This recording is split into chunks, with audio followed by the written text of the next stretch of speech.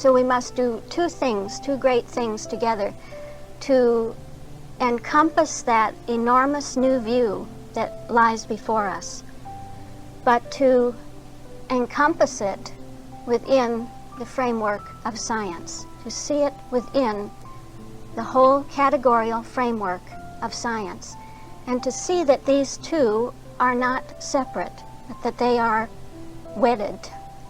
The bigness of the idea, the newness of the idea, the greatness of it is one with the structure of science, the structure of being itself. And how does love objectify itself now? Objectify that divine subjectivity, that divinely subjective principle, life, truth, and love. Principle says, I am soul. I'm going to bring that out as identity everywhere, as the only identity. That one ego, the ego of the I, the ego of the principle, that one ideal of life, truth, and love is going to be the only thing objectified everywhere. Don't worry, I'll translate it to you. So you don't have to get that idea with your human mind. Watch. Watch that you don't use the human mind.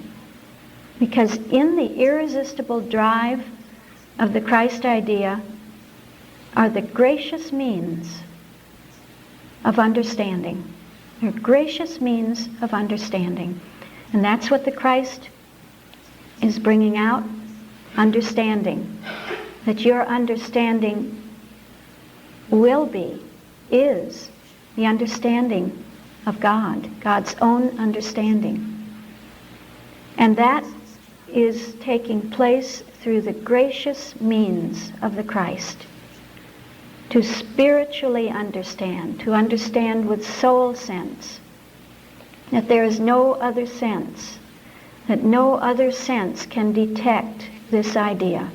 The human sense can't detect it. The intellectual sense will never see it, just won't see it. It can't scan. The intellectual sense scans and finds nothing with which to be coincident.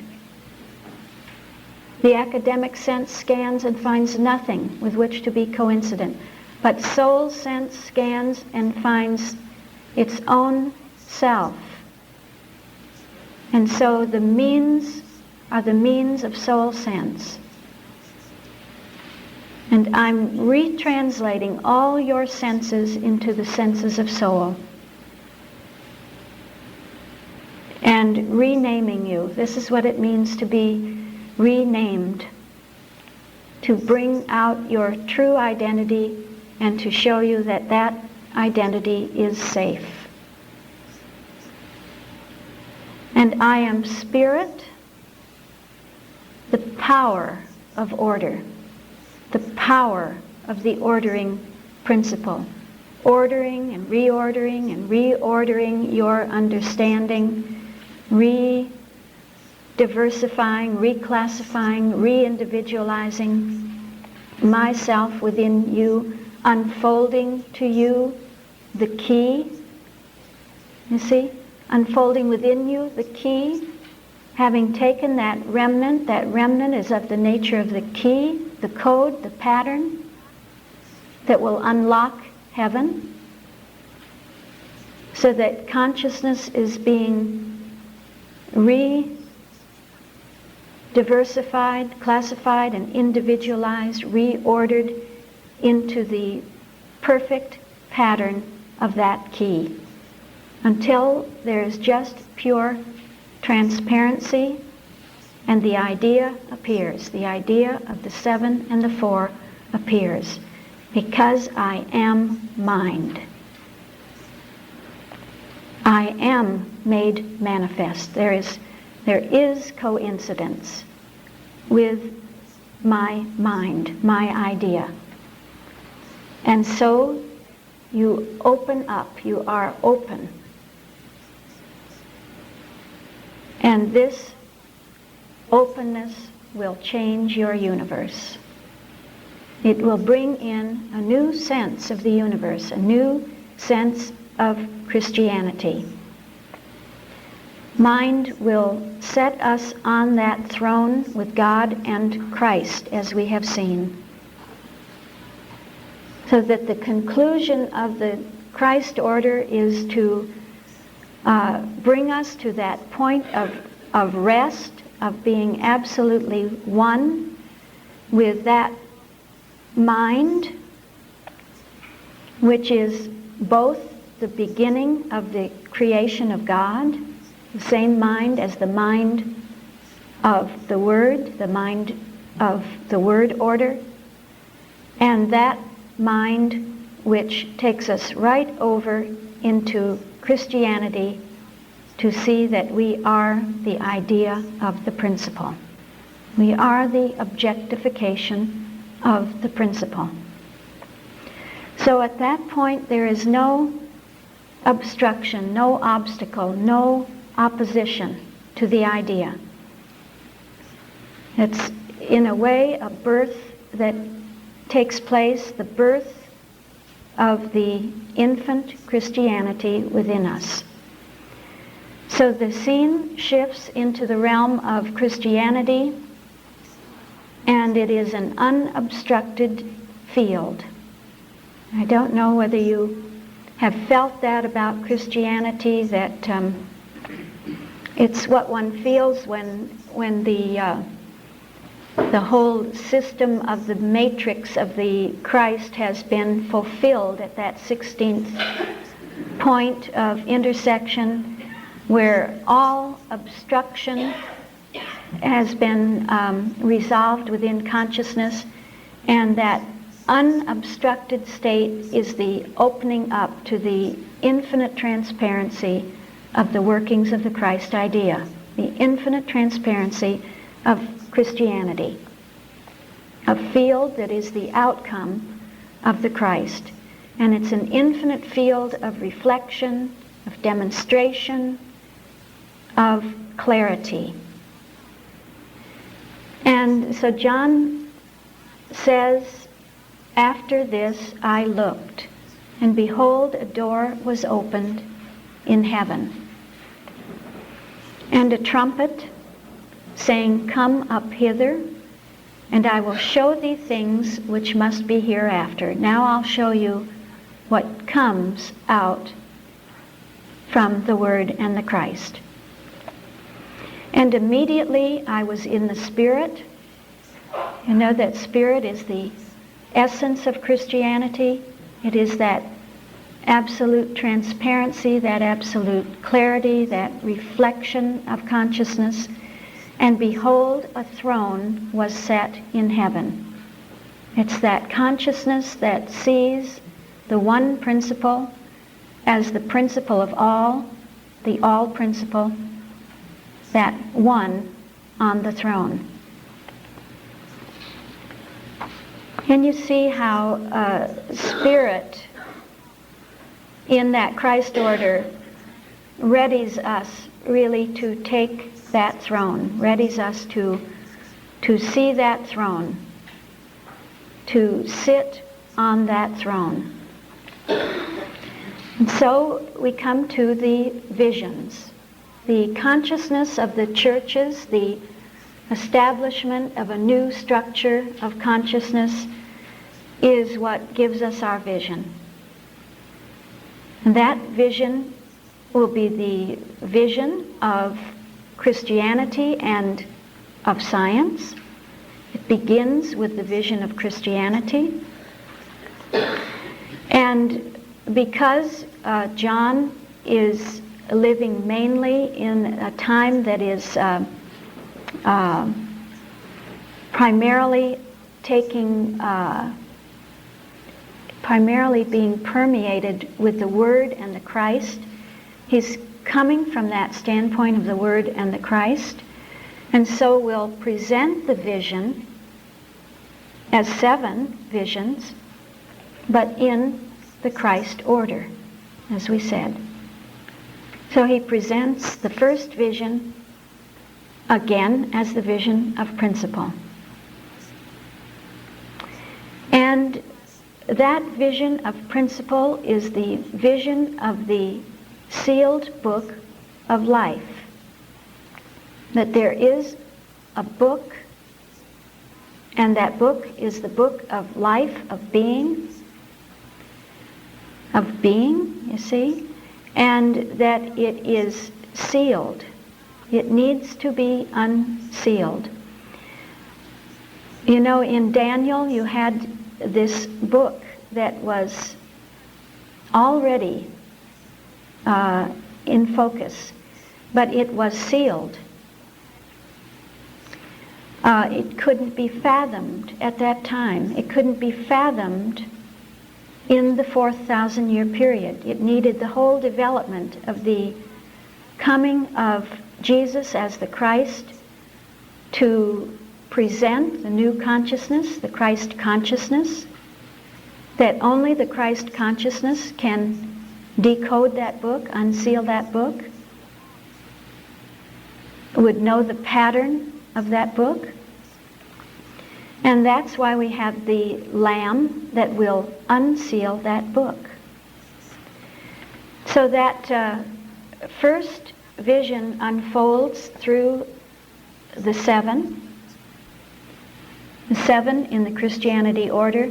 It's the infinite one at the point of principle as a 7-fold principle, because you know you had the throne and you had the rainbow around that throne, and you had the sense that that principle governs every realm, every field, whether we call it the field of the 1st degree or the field of the 2nd degree or the field of the 3rd degree, whether it's a jasper stone or a sardine stone or an emerald. And as mind, we saw that depiction of scientific metaphysics, that the realm of that principle is also a realm of scientific metaphysics. So we had the 24 seats and the 24 elders, already indicating what would come to pass and what did come to pass in the mid-1800s, the writing of a book that would convey what scientific metaphysics is. The writing of the science of man, which then became integrated into the greater text of Science and Health as the chapter on recapitulation, with its 24 questions and 24 answers. So here, John presents that vision as that which is to come. And we go on to soul, and we see that we have the 7 lamps and the 7 spirits of God being one, that there is identity in that principle, that that 7-fold principle, as 7 synonymous terms, as the 7 spirits of God, has absolute identity with its own translation of itself as the 7 days of creation, as the 7 lamps, those lamps that light our way.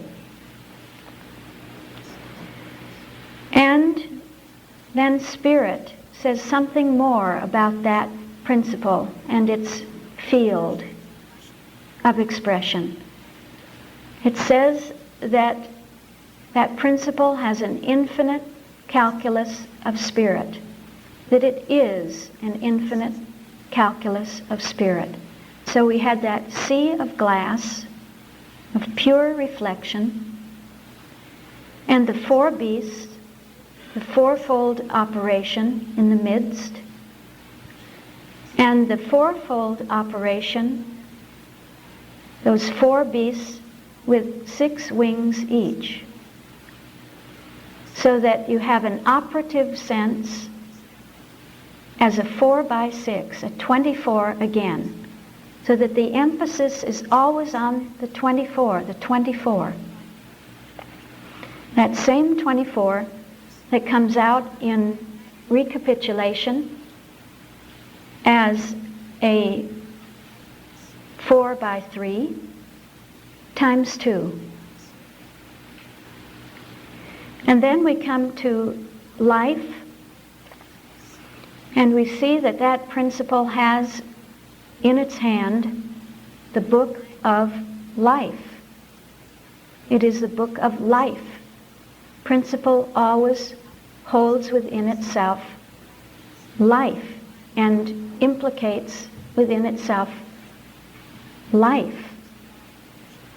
And this book must come to life. It must be understood, in other words.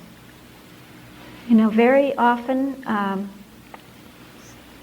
you have understanding not only connected with spirit, but you have it connected with life.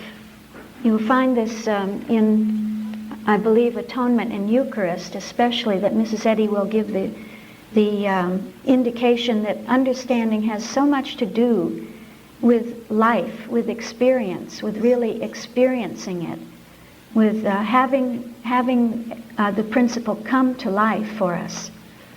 And so here it is, the book of life that is sealed, still sealed, and no one seems to be able to unseal it. What is going to be able to unseal it? Only truth now will disclose that which can unseal the book. Truth discloses the consciousness, the Lamb consciousness, the consciousness of the Christ idea, that consciousness of 7 horns and 7 eyes, of the power of demonstration and the power of understanding to open the book. So it needs to be opened by that very consciousness that has come forth from the Christ translation. Come forth as the new structure, the restructuring of those churches into one 7-fold church, one 7-fold structure of truth and love within us. That will always unseal the book. So now the seals are going to come off. And when this is realized, you see that there is a great song of praise in heaven.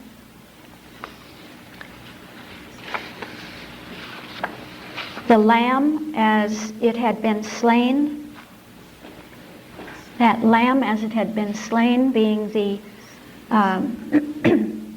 consciousness that has lain down the mortal sense, which is what happens through the workings of the Christ translation on us. This consciousness now opens the book, can open it rather, and at the point of love you have that singing of a new song, a song of praise before the fact of universal salvation. It is now that the 4 beasts and the 24 elders fall down before this Lamb, before this consciousness. Everything bows before this consciousness. And there is the singing of a new song, the song of Christianity, but the song of scientific Christianity. Scientific Christianity begins to sing for us.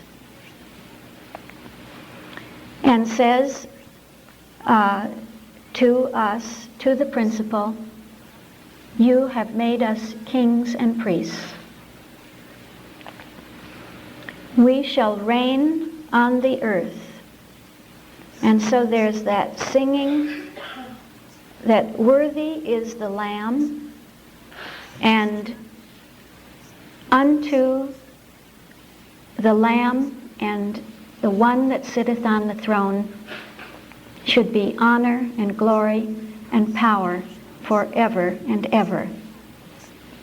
It is the fact that Christianity is ever turning back to the Word and the Christ in glorification. Christianity is the glorification of the Word and the Christ, and now begins to come into fuller and fuller focus, and is going to sing this song within consciousness. So we come to the second vision, the vision of life. It isn't the vision of spirit because we're not in the word order. It's the vision of life because we are in the Christ order, principle, life. We've had the vision of the principle of Christianity. Can you hear that? The principle of Christianity, isn't it gorgeous? And now the book is going to be unsealed. The book of life. So it's opening the 7 seals on the book of life to really analyze and disclose what God is, what that principle is.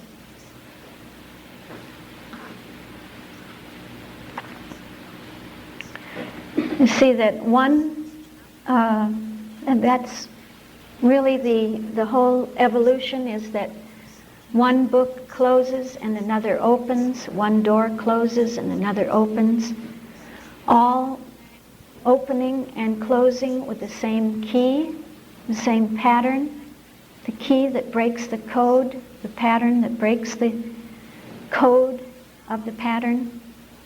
And so this is what Revelation is depicting. There is a decoding of that principle. It's so natural, it's so sensible and logical that which will decode the principle is that which is exactly like the principle, exactly patterned like the principle, and that's the Christ, isn't it? That's the Christ consciousness. That's the mind of Christ, which is the mind of God. And so that is going to break the code and open up a new realm, a new understanding of what God is. So we have the opening of the 7 seals in the word order. And these seals are what? They are a depiction not only of the nature of God, but something more. They are a depiction of the 7,000-year periods. How do we know this, or on what basis can we draw this conclusion? We can draw this conclusion because Mrs. Eddy refers to one of these seals. You know which one she refers to? The sixth seal. And on page 560 of the textbook, she says, in the opening of the 6th seal, typical of 6,000 years since Adam, the distinctive feature has reference to the present age. So she gives us really a turning of that key. She gives us a key, begins to turn it in the lock, begins to decode the whole thing. So to say, you know, if the 6th seal is indicative of the 6,000-year period, then the first seal must be indicative of the first 1,000-year period, the second seal of the second 1,000-year period. Each one of those 7 seals must be indicating each one of those 7,000-year periods. And so we will be especially interested when we come to the 6th seal to see in which way it is showing forth a distinctive feature that is referring to the age of the 6,000-year period. And consequently, when we come to the 7th seal, we can ask, is there anything at the point of that 7th seal that shows us something about the 7,000-year period? And this we will do. So we have the 7 seals depicting 7,000-year periods. 7,000-year periods are the way God revealed himself in the word order through the Bible and in the textbook and up to our present age. So that in the Bible we have the first 5,000-year periods, God revealing himself through the point of life. Then with the 6,000-year period, the appearing of the textbook, how God revealed himself as truth. And in the 7,000-year period, with the model of being, how God reveals himself in the 7,000-year period, according to our understanding today.